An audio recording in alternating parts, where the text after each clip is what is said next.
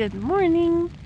I'm supposed to go into Grand Lake today, and I was getting ready.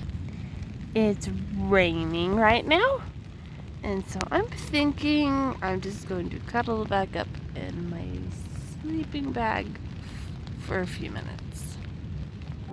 After getting up, I headed around Monarch Lake, Lake Granby, and Grand Lake. It was a day full of water, but I was still excited to enter Rocky Mountain National Park.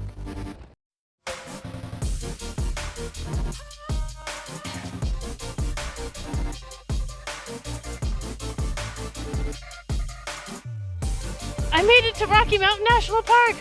Woo! Started to think this day would never come.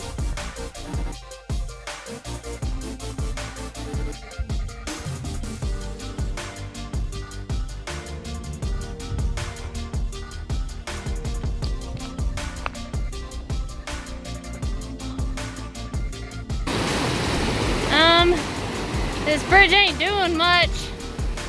I was not planning on getting my feet wet this morning. Let's look for maybe another route. I'm going to cross here instead. It's a lot more shallow and it's wider, so it makes it more shallow and a little less raging. And yeah, if I accidentally slip, I'm not going to like fall off the bridge into deeper, swifter water. I feel like I probably would, so I'm just gonna cross here. Legs so cold. Ah! But I made it across, so that's good.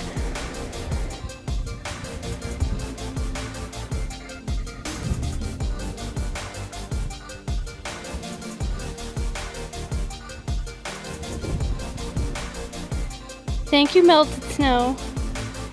It's a great trail. So, you know, plentiful of water sources. Right. Okay, I've made it to Grand Lake. I was originally hoping to stay at the hostel, but there's not a hostel this year. I mean, it's still a lodge. Sounds like they're having troubles with their insurance, like they won't let them be a hostel, so they're looking around at other insurances, but right now it's not a hostel. So like, where am I gonna stay? You know, staying at a hotel, you know, getting $100-something room, it makes sense when you've got a trampoline, you know, a group of people all splitting a room, but it's just me. So it's a little expensive. I can't really keep doing that, but I had noticed before I started the trip that someone on the Facebook group offered their home up for like camping in the yard, and so I reached out to her like, yeah, can I stay here? So made it to Grand Lake. So, you know, planning on staying at this awesome lady's house. Went over to the post office, so back up a few days. Remember my air pad, my sleeping pad, got a hole in it. Patched it up. The patch lasted a few days before breaking, or it's broke again, stopped working.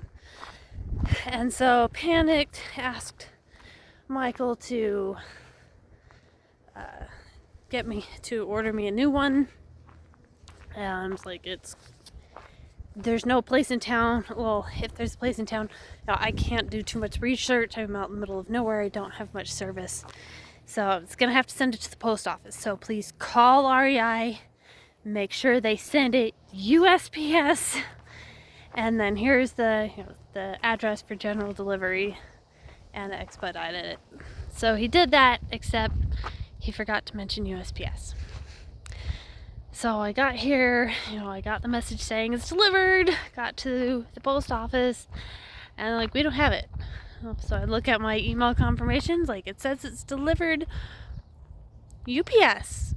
Oh, like, do you know where it would be? Because there's no UPS store in town. Like, no, we can't accept them. So call up REI, so I guess my sleeping pad was automatically sent back, and they don't know like where it is in transit now because UPS just says delivered. So they're like, well, we can resend it out. We'll expedite it, USPS this time. It'll be there in 2 days. I'm like, okay, so do I forward it to another town? Well, the next town I was planning on going to isn't a typical trail town, so I don't know if they will take general delivery. Like, I don't know if the package can be sent to the post office there, and it's too late in the day for me to call them to find out. So the lady I'm staying with is nice enough to let me stay an extra day so that I can wait for my package to arrive. And yeah, so it looks like I'm doing a 0 tomorrow in Grand Lake so I can get my package. It's a beautiful view. Look. Nice. Yep. That evening we went and had dinner at the Shadow Cliff, and while there I was taken on a tour of the lodge.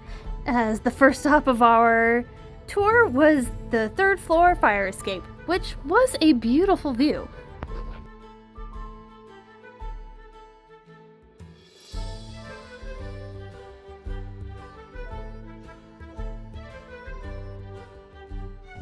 Let's play tourist in Rocky Mountain National Park.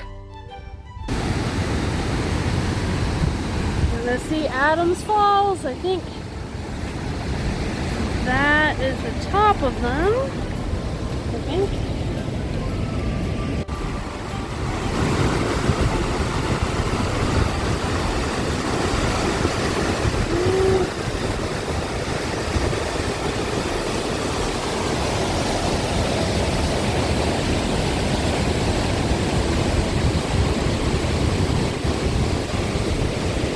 After Adams Falls, I went to see a view in a meadow in the East Inlet.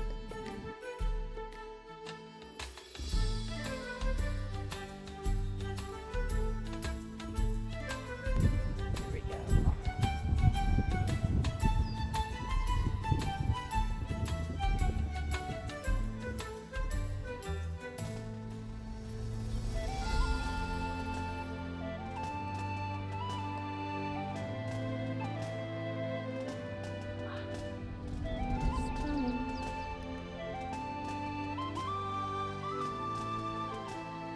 Okay, so the trail mostly sticks to like the west side of Rocky Mountain National Park.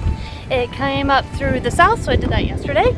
I just went and checked out the East Inlet, and then going north, the trail actually splits and there are 2 different routes. You can go through the North Inlet, which takes like a huge, is many miles, makes like a huge C shape, and like it goes through a burn zone, and there's still a lot of snow. So I'm just gonna skip that. The other way it heads north is along I think it's the Tonahutu Creek Trail. So I'm going to head up that way. I'm not gonna go all the way because I'm staying in town another night, but I'm gonna go up that way. Then I'm gonna cut over to the visitor center because I want to get some stuff from the visitor center. There's Shadow Cliff again. There's a little view of all the burnt trees. Yep, not going that way. I'm going this way. Oh, it's burnt here too. It's starting to grow back, but yeah, it's pretty burnt. Later that evening, I hate ticks. All right, you want to hear my tip for ticks? Of course you do. Mind you, it's kind of unscientific, but whatever. So when a tick latches onto, it starts to drink your blood, and it has to be latched on for several hours, and depending on the source it can be like 12 to 24 plus hours, and at that point it starts to get full and it will regurgitate up the blood.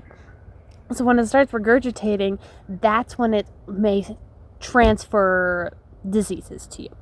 So my tip is, if you pull a tick off you, chop it in half, which, I mean, yeah, kill it, whatever. But when you chop it in half, if no blood comes out of it, or you don't see any blood, it hasn't been on you for very long. If you cut it in half and blood comes out, then it's been on for a lot longer, and those are the ones you need to be more concerned about.